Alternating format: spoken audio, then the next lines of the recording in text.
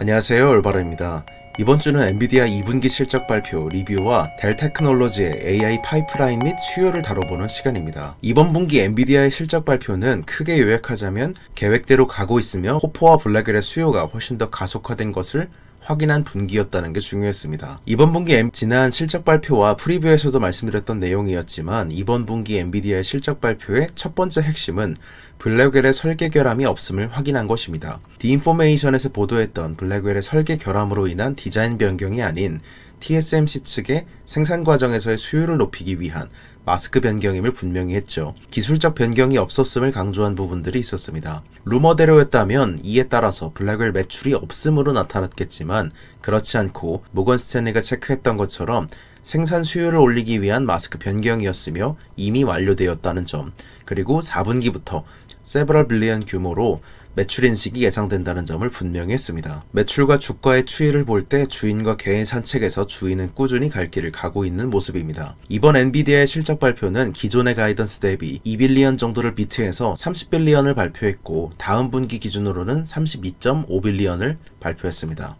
각각의 애널리스트 컨센서스를 기준으로 했을 때 2빌리언씩을 비트한 실적 발표였죠. 프리뷰에서 말씀드렸던 내용을 짧게 요약해보고 실제로 어떻게 나왔는지를 차근차근 리뷰해보도록 하겠습니다. 우선 중요도로 따졌을 땐 대략 세 번째로 중요했던 요소인 이번 분기 실적은 중국향 제품인 H20 판매가 늘어나는 것을 확인하는 것이 중요했습니다. 프리뷰 당시에서는 H20이 이번 분기부터 판매가 나가기 시작했기 때문에, 그리고 램프업 되는 구간이기 때문에 올해 매출 성장을 견인할 요소라고 말씀드렸었습니다. 당시 올해 7월 공급망 체크 당시에 H20 가격은 한 개당 1.2만 달러에서 1.3만 달러였고 약 100만 개 정도 출하될 것으로 전망했었죠. 그런데 이번에 실적 발표로 나왔던 결과 실제로 H20 판매가 늘어나기 시작한 첫 분기임을 확인했습니다.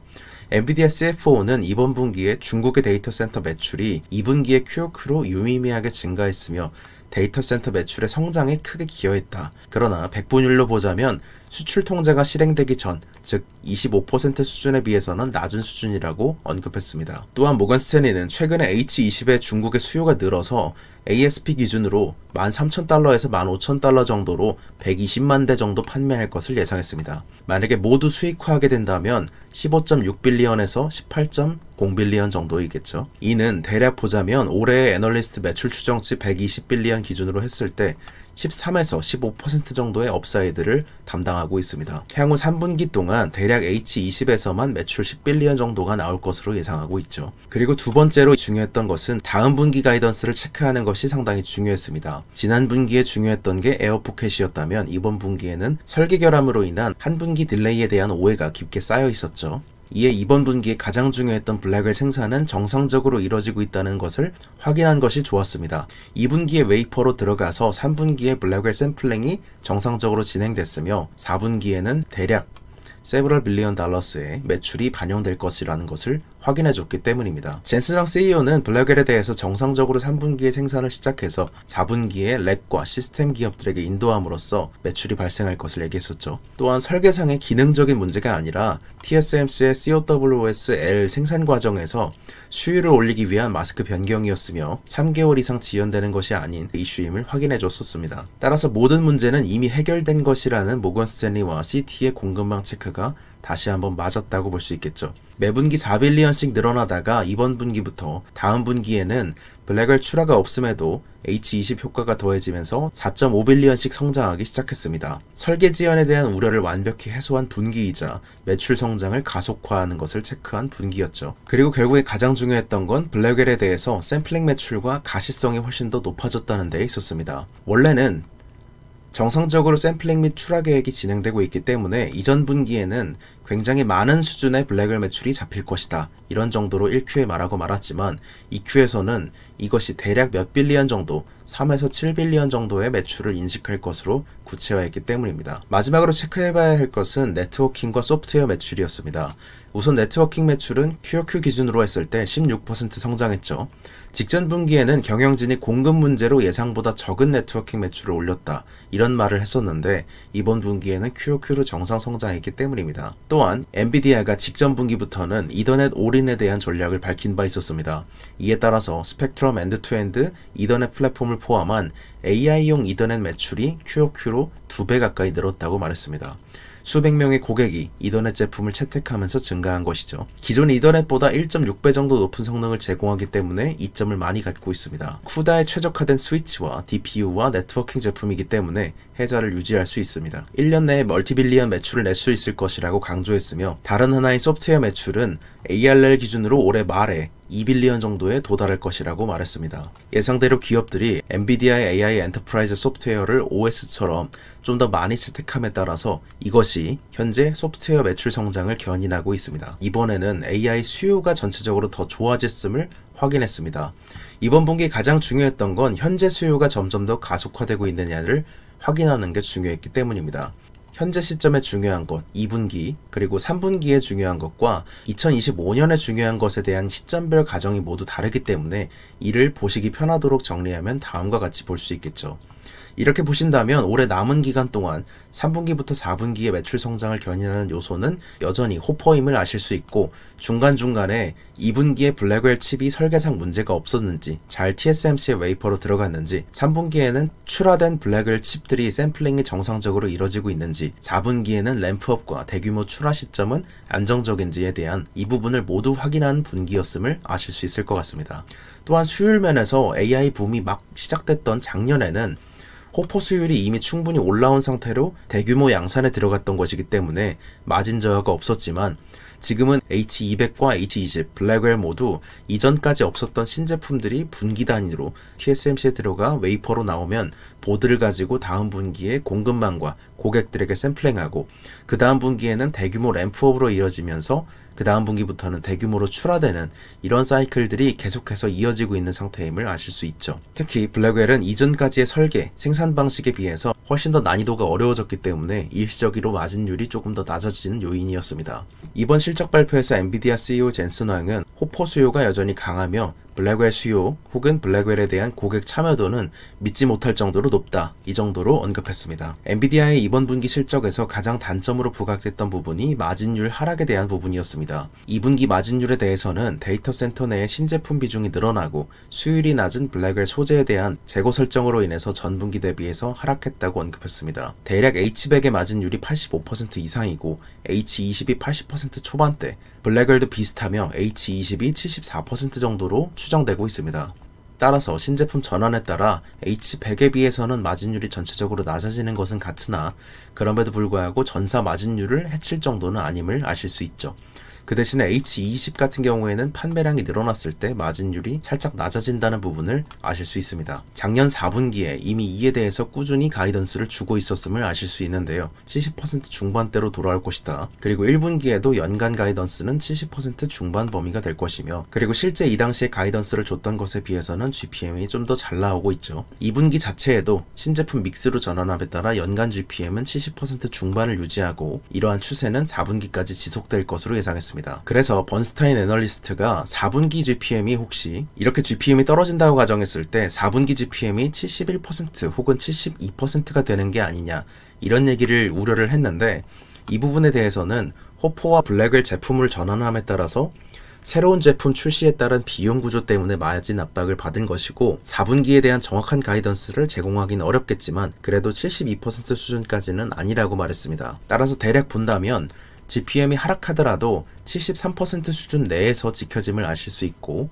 대략 분기 단위로 0.4%포인트씩 줄어드는 것을 아실 수 있죠.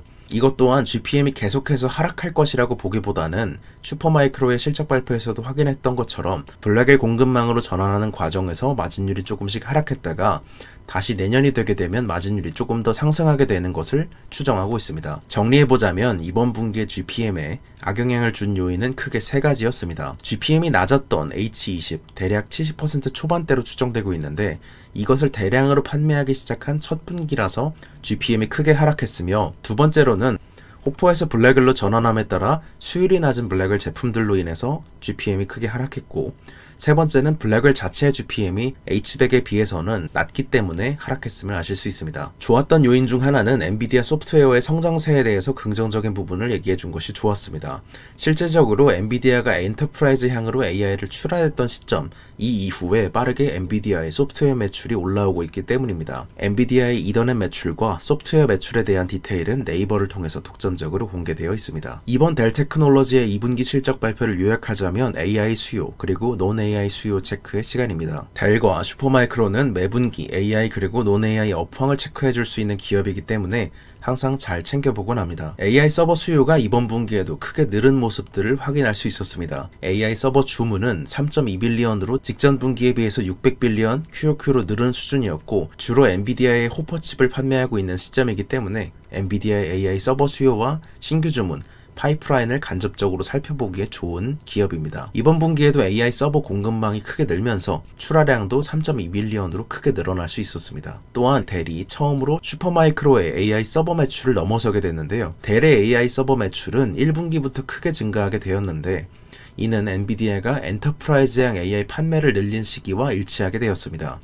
이 시기에 엔터프라이즈 AI 채택이 증가하면서 엔비디아 같은 경우는 실적 발표에서 4분기에는 클라우드 서비스 기업들의 매출 비중이 50%라고 말했었는데 이번 1분기와 2분기에서는 45% 수준으로 감소한 것을 얘기하고 있죠. 이들이 감소했다기보다도 전체 엔터프라이즈향의 매출이 그만큼 현재 증분값의 대부분을 차지하고 있다. 이렇게 보시면 좋을 것 같습니다. 델이 슈퍼마이크로로부터 AI 서버 시장 점유율을 찾아올 수 있었던 계기는 그 비결이 DFS, 델 파이낸셜 서비스 덕분이었습니다. 이에 대한 디테일은 네이버를 통해서 독점적으로 공개되어 있습니다. 다만 델의 경우에는 AI 서버 수요가 줄어든 것은 아니지만 가이던스상 3분기에 AI 서버 매출이 살짝 QOQ로 감소할 것을 전망했습니다. 이는 크게 세 가지에 의해서 좌우됐는데요. 첫 번째는 델이 고객과 계약했던 인도 시점에 대한 얘기였고 두 번째는 고객들이 AI 서버를 인도받을 수 있는 데이터 센터 스펙 혹은 전력이나 냉각, 특히 액체 냉각일 경우에는 그에 해당하는 냉각수 관리 캐파가 제 시점에 갖춰져야 하는 부분이 문제였습니다. 세 번째는 고객들이 아직까지 AI 서버를 주문하지 않아도 되는 경우에는 엔비디아 블랙웰을 기다리고 있다고 말하면서 QOQ로 약간 감소할 것을 얘기했습니다. 엔비디아 입장에서는 블랙웰 출하나 매출 인식에 문제가 없지만 B100 대신 B200A를 출하하기로 결정한 것이나 폭스콘이 출하하는 엔비디아 DGX GB200 NVL72나 36을 우선 출하하는 쪽으로 몰아주고 있다 보니까 공급망 내 기업들은 영향을 받고 있습니다. 모건 스탠리는 공급망 체크를 통해서 델의 하반기 AI 서버 출하 계획이 약간씩 하향 조정됐음을 알렸습니다. 다만 이는 주문 취소, 오더 컷으로 인해서 발생한 것이 아니라 출하 일정을 미루는 푸시아웃으로 인해서 발생한 것이라고 정리했는데요. 이유는 크게 세 가지를 짚었습니다. 하나는 AMD의 MI300X 수요가 예상보다 적었기 때문이며 다른 하나는 블랙웰의 약간의 지연으로 인해서 AI 서버의 공급망 내 불확실성을 감안했기 때문이고 마지막으로는 아주 약간의 호퍼 제품의 푸시아웃이 발생했기 때문이라고 정리했는데요. 델이 3분기에 AI 서버의 매출이 약간 줄어들 것임에도 불구하고 델이 말했던 내용과 모건 스탠리의 공급망 체크를 통해 볼 때